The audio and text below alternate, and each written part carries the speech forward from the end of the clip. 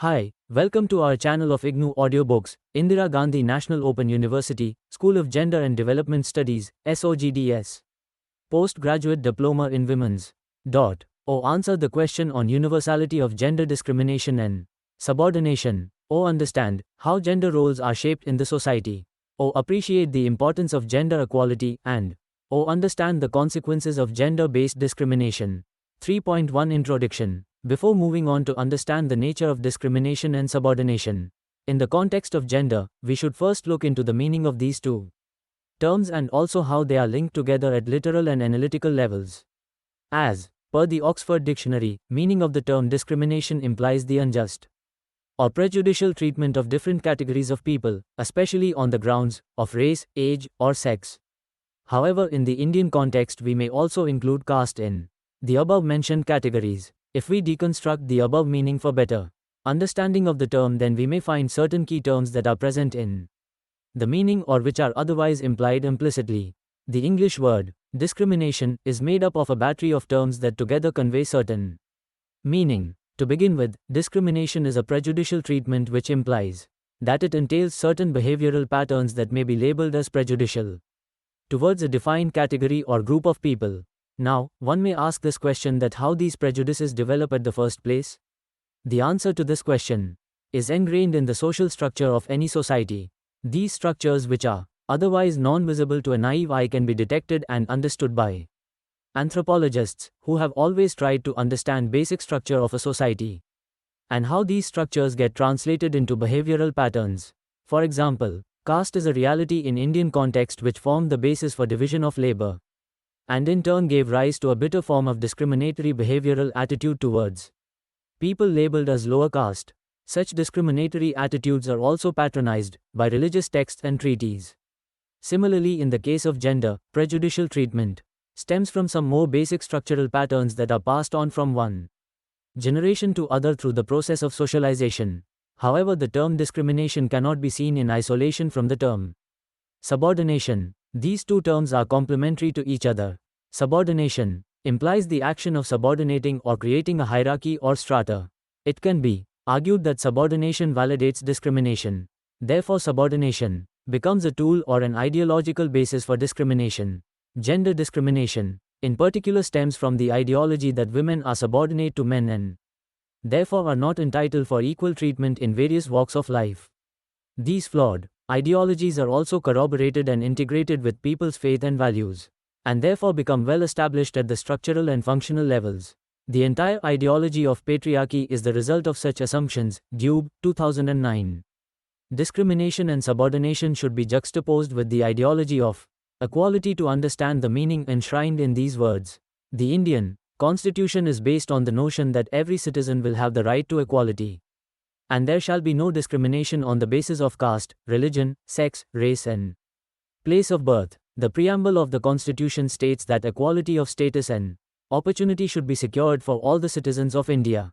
It is in this background that we should try and understand that instead of state apparatuses designed to secure equality, we still come across discrimination and subordination at various places and situations. This points towards a reality that there is a difference between the intention and practice of equality. The codified law is unable to alter the discriminatory attitude of people against specific groups of society. This, in turn, should be a ground for getting answers to such intriguing questions of gender inequality and discrimination. One needs to look deeper into the social structure and function in order to understand such gender-based discrimination and subordination. 3.2 The paradox. We are well aware of the fact that historically women have been agents of change in every sphere of life. How can we forget the contribution of Rani Lakshmi Bai of Jhansi and her close aide Jalkari Bai, who fought bravely against the mighty forces of the British Empire in the first ever battle for Indian independence? History is full with such stories of bravery and the industrious nature of women. Even in the contemporary society, women are making their mark and presence felt in the political economy of India. But still, one can factually argue that women are being treated as subordinates to the male members and are discriminated against. This assertion gets reflected objectively in the skewed sex ratio, which is in favor of the male child. Cases of female feticide from across the length and breadth of the country conveys that society has used it as a mechanism for socially selecting the male child over the female. Dowry deaths, domestic violence, rape, sexual harassment, etc. are just few visible examples of the kind of treatment that is being given to the women in our society. There are many other covert situations that are not quite visible but contribute towards gender discrimination and subordination. One such example is the gendered analysis of the use of public space. We would not generally think that space has anything to do with the larger social structure, but the postmodern conception of space argues that the architectural design and public space is not gender neutral. Shilpa Ranade in her ovular article on the gendered conception of public space points towards the fact that the use of public space is largely limited to the male and women have to legitimize their behavior in order to use that public space. She writes that women can access public space legitimately only when they can manufacture a sense of purpose for being there. Ranade, 2007, pp. 1521. She further argues that the gendered use of space becomes an instrument and an agent of reproducing gender inequality and power relations that exist in the society. This is an excellent example of how the use of space negotiates power and authority in the society. The control of women's movement has been central to the maintenance of a gender regime informed by patriarchy. So long as women reproduce the discourse of the hegemonic gender regime appropriately through their socio-spatial performance of femininity in pubic space, they can largely access it safely. Ranade, 2007, pp. 1525. Activity. Observe the public places and find out how it is being differentially used by males and females. Gender discrimination also gets reflected in the form of women health and child malnutrition. It has been scientifically established that weight of a newborn baby is directly related with the nutritional condition and health status of the mother. Especially India, Pakistan and Bangladesh accounts for holding almost half of the population of malnourished children in the world. This is linked to the poor health conditions and nutritional status of mothers in these countries. Mehrotra, 2006. Thus child malnutrition and gender discrimination are linked together. It has been observed that women are considered to be the primary care givers in a family setup. Normally the household workload exceeds the caloric intake. It is also a normal practice in the patriarchal household setup that women eat at last after feeding their children and husband, which accounts for improper food management, which works as a hindrance for better nutrition. These examples and the paradox observed in the behavior lead us understand and ask certain basic questions regarding gender discrimination and subordination. One might ask, that is the gender discrimination a universal phenomenon or is restricted to only few societies? A similar question that can logically follow the above one can be related with the origin of such discriminations and subordination. 3.3 Universality of discrimination and subordination. The discipline of anthropology, since its inception, has been concerned with the dichotomy of local and global, idiographic and normothetic, and universal and particular. This dichotomy in the beginning helped in explaining the evolution of society by locating the particular against the notion of universal. To some extent, any discipline that claims to be scientific in outlook must possess a universal, generalizing character that can be law-generating. In this respect, anthropologists have always advocated micro-level studies with macro-level implications, which in turn helps in locating cross-cultural studies in a broader theoretical framework. The notion of gender discrimination and its universality also reflects the basic tension of the discipline. Another dichotomy that helps in understanding the universal character of discrimination is that of public domain and domestic domain. It has been argued that patriarchal ideology has divided the entire world into two specific domains with specific roles, rules and regulations. The public domain is largely meant for the male members of the society, where they can negotiate their roles and establish their supremacy over the second sex. On the other hand, domestic domain is largely restricted to the female, where they work as primary caregivers. In the domestic domain, however, women are not entitled to take decisions pertaining to family matters, which is largely taken by the males. Purkayastha et al., 2003. This dichotomous view has been criticized sometimes for being Western in outlook. It is said that it originated in the Western modernized world and has been generalized to other societies without taking into account the specificities in those societies. This calls for a revisit to the entire debate of public domestic domain and take a relook through the lens of idiographic, particularistic, contextual knowledge, which has become a hallmark of anthropology since the Advent of functional paradigm and reinstated in the postmodern ideology, though not entirely but partially. Carre-Brodkin-Sachs breaks the monotony of universality by exemplifying the Iroquois society where the dichotomy of domestic public is not found and women enjoy an enormous amount of decision-making power in domestic, political, religious and economic spheres of life. Sachs, 1970. Similarly, Leacock has shown that among the matrilineal native North American Montagnais Naskapi the division of labor between male and female members of the society is such that women are not dependent on their husbands. Leacock, 1981. Their economy is based on reciprocal division of labor between the sexes. In such societies there is no hierarchical division between the public sphere and domestic sphere. Both the sexes produced goods that are necessary for livelihood. The above-mentioned examples and many other similar cases reported by different scholars have revealed that there are societies where social relations are based on the principle of egalitarianism and men and women are placed equally in terms of their contribution to the society. However, even such cases do not account for superiority of women over men and the egalitarianism mentioned is only partial and not total. 3.3.1 Status of women in tribal societies. It is a general conception that tribal societies are more egalitarian than the non-tribal societies or caste societies in the special context of India. It is a fact that tribal societies are not stratified on the basis of caste, but one might ask that, what is the position of women in such societies and how is it different from other non-tribal societies? The answers to such questions are rather tricky and by no means straightforward. Considering the ethnic diversity in India, tribe is not a homogeneous category, rather it is heterogeneous based on language, geographical area, physical features, social organization etc. This heterogeneity stops us from giving a sweeping answer about the position of women in these societies. If one wants to understand the position of women in these societies, then one must understand that how work is divided between the sexes, who owns that work, and to what extent it is considered important by the society. A sheer division of work between male and female members of the society does not mean that women will be treated unequally, but the importance that is accorded to that work is more suggestive. It has been argued that position of women in societies with different economic and social organization is different.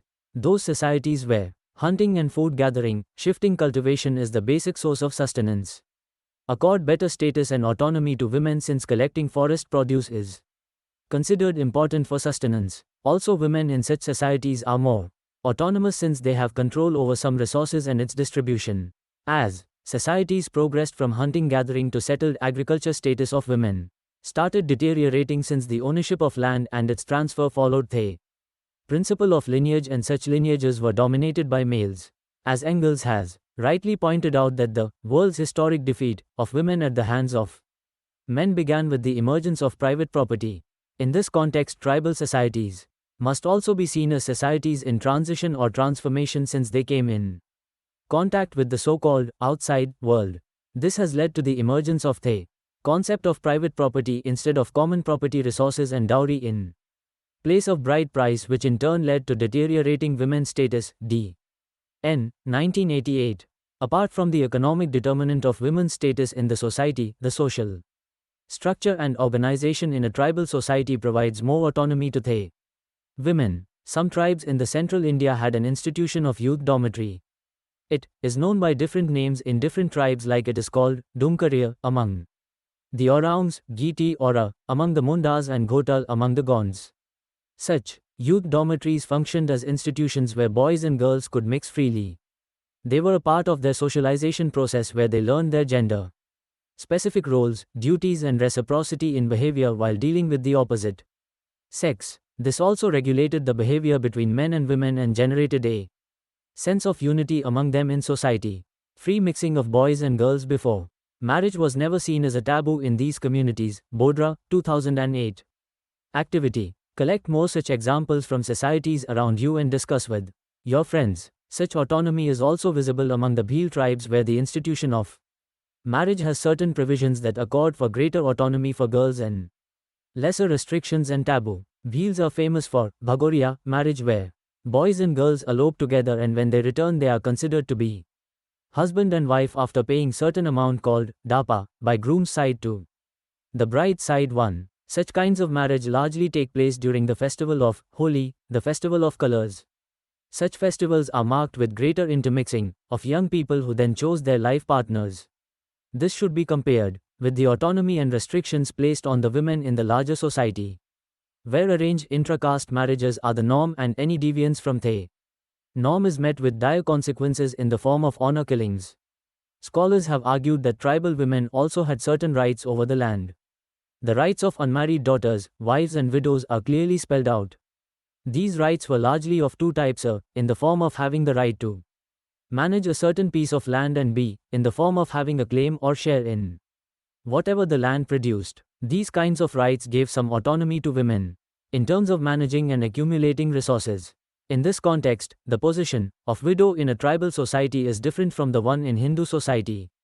In tribal society, a widow continues to contribute both in field and forest and thus are able to generate independent income by selling forest produce or working on the field. This is in contrast to the traditional Hindu society where a widow is considered inauspicious and is barred from doing any work and mixing with the society at large. However, this situation has changed in the recent times and after several reforms in colonial and post-colonial era related to widow rights and obligations. With the advent of British rule, the position of tribal women and their rights in the landed property underwent a change which was a result of the British policy vis-a-vis land, Bodra, 2008.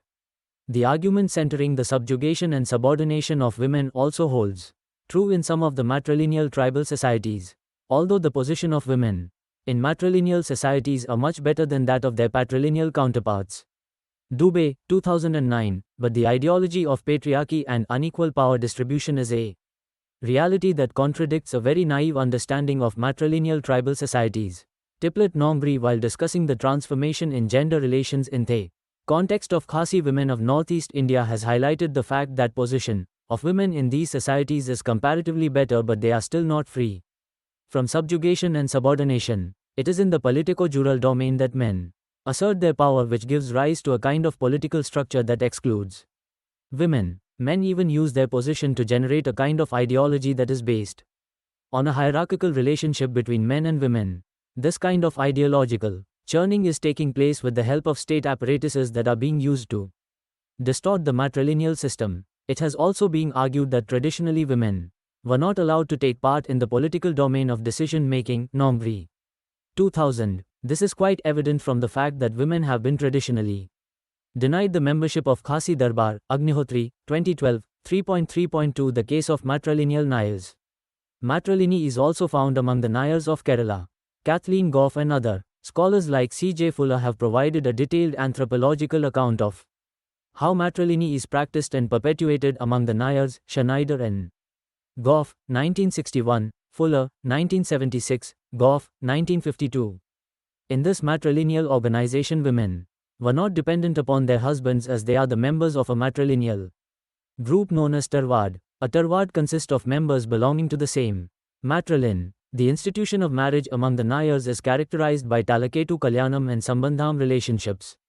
Taliketu Kalyanam is a ceremonial tali, gold necklace, tying ritual that marks the transition of a girl into a ceremonial marital alliance with a male member of the Enangar, linked lineage. After this ceremony, the girl is permitted to have several sexual unions with the other male members of the Enangar who were also considered as visiting husbands. Children born out of such Sambandham unions belong to the mother's Tarwad. Even the dissolution of Sambandham relationship was easy and was not looked down upon. Widowhood was not considered inauspicious, and divorce and remarriage can easily take place without any social stigma attached to it. However, this kind of unique kinship and marriage pattern was located parallel to the socio-cultural matrix of high-caste patrilineal Hindus and people from other religions. People from such communities do not approve of these relations and kinship patterns, as they used to look at the practice of Sambandham with disdain and disapproval. Many Nayar men with Western ideas and education were also skeptical about their institution. It is in this context that Saradamani has tried to understand the changing position of women among the Nayars and the transformation of matrilineal.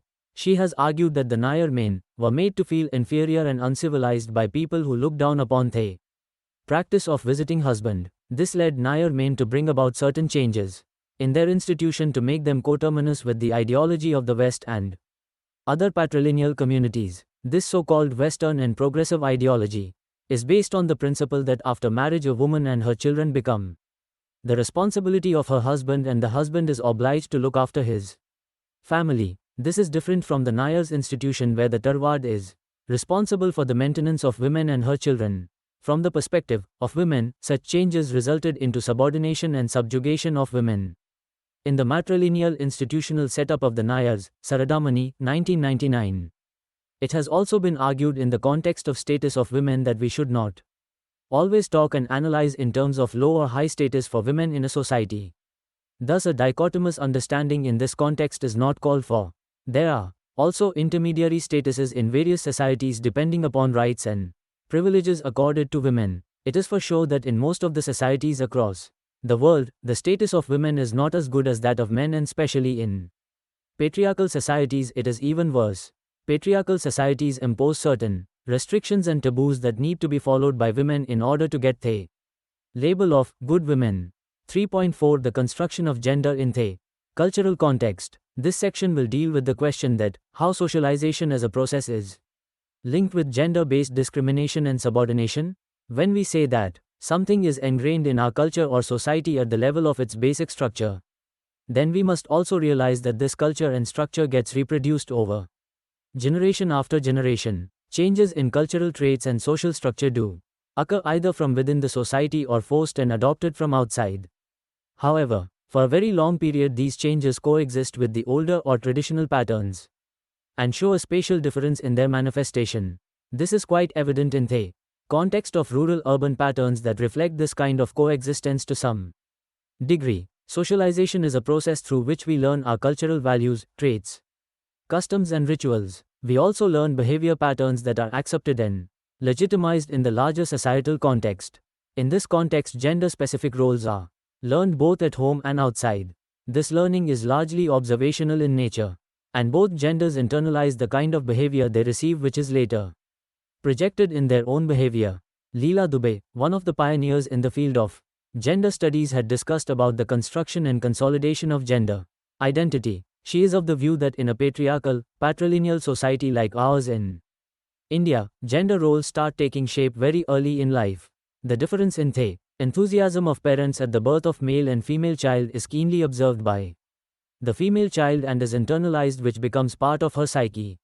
Later in life she observes her mother, grandmother and other female members in the society and try to become like them in order to gain acceptance in the family and in society at large. The very notion of women being paraya dhan, someone else's property, that is largely held in our patriarchal society also contributes towards constructing the gender identity that leads to discrimination and subordination. A woman is never regarded as a permanent member of her natal family, as she has to leave that family and move to her husband's house.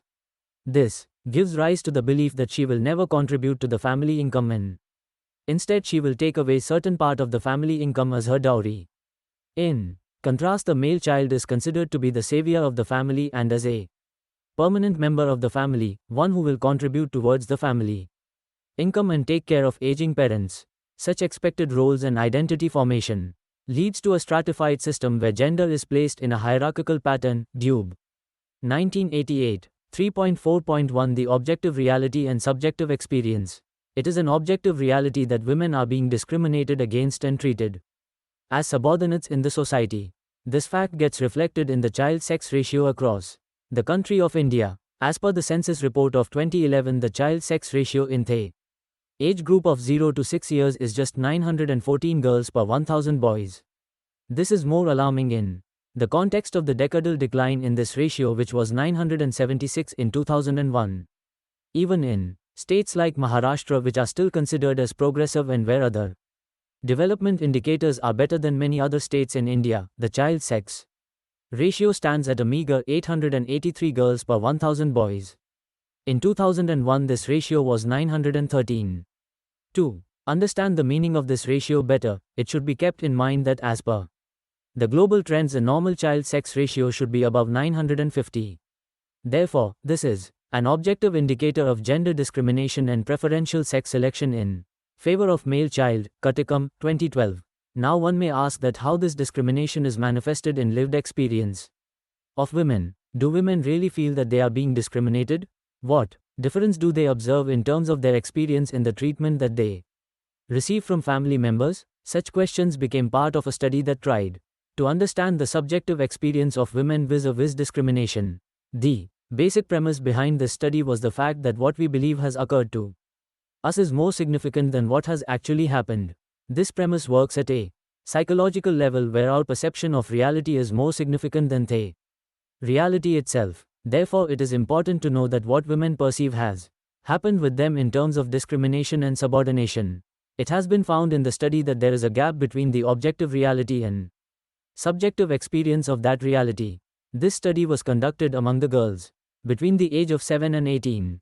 These girls belong to 600 rural and urban households in 8 different states in India. When they were asked, that is there any gender-based discrimination that they face? Then the answer was, mostly, no. They did not report any difference between boys and girls with respect to healthcare and food either. No difference was reported in terms of rewards and punishments given to boys and girls. In the domain of education, also more than 70% believed that education is equally important for both boys and girls. One may wonder that instead of objective discrimination evident in the statistical data, the subjective experience is not in sync with it. Sudhir Kakkar and Katharina Kakkar in their celebrated book, The Indians, Portrait of a People, gives a possible explanation for such a discrepancy. They are of the view that such discrimination is not directly transformed into behavior and is filtered and diluted through the institution of family, where a girl child finds herself in a situation where one or more adult member of the family is sympathetic and loving in their behavior and attitude towards the girl. This is perceived and memorized as instances contrary to the patriarchal dominating and discriminatory values. Also, existence of a sphere of femininity and domesticity gives women an opportunity to be productive and lively. This sphere includes other women in the household, and it is here that women negotiate meaning of discrimination and subordination, and their reaction towards discrimination gets diluted. However, in folklores, ballads, and wedding songs, women do react against discrimination by portraying men as faithless. Kakkar and Kakkar, 2007, 3.5 Gender Subordination and Vulnerability in Emergency Situations, New Frontiers in Anthropological Research. The discourse on gender discrimination and subordination has found some new grounds in the emerging subfield of the anthropology of disasters. This new area of research tries to understand that how gender subordination leads to increased vulnerabilities in emergency situations. Disasters are seen not only in terms of hazardous climatic and man-made situations but are also largely understood as socio-economic, cultural and political vulnerabilities that are inbuilt in the societal structure. This view gives rise to a new understanding and analysis of women and their status in society and how this affects their vulnerability during and after natural or man-made calamities. A study was conducted by a group of anthropologists in a flood-affected district of Bahraich in eastern Uttar Pradesh. It was a case-control study where levels of anxiety, depression and stress was measured among the flood-affected and non-affected populations. It was found that in the flood-affected zone the level of anxiety and depression and stress was more among the females than in males. The underlying reason for such a disparity was found embedded in the relative status of women in the society. The patriarchal system has clearly laid down rules for women and is almost restricted to their domestic domain. The main task of a woman is to feed their children and take care of the household. Looking from a feminist political ecological perspective, women are seen as primary resource users and managers, and in terms of the responsibilities they have towards the dependents in the household and community. Rochlieu, Thomas Slater and Wangare, 1996. This argument finds basis in the light of data collected from FGD's focused group discussions among the women of flood-affected area. Jum explains, name of the participant, men go out in order to feel some change, but the mothers are the ones whom children want. As a man and a father, no one ever goes to the extent of seeking help at the cost of his self-respect, but women will not be able to withstand the hunger and plight of her children, hence she would even beg for them in spite of being abused and ridiculed. Her only aim is to feed her children at the cost of her self-esteem. To this Sama, another participant in the FGD, further adds, there are times when the troubles of the women are more than that of men because men do not have to look after the basic needs of the children like where to feed them, what to feed them, where to make them sleep. This exemplifies that how women's subordination increases their vulnerability in the context of disasters.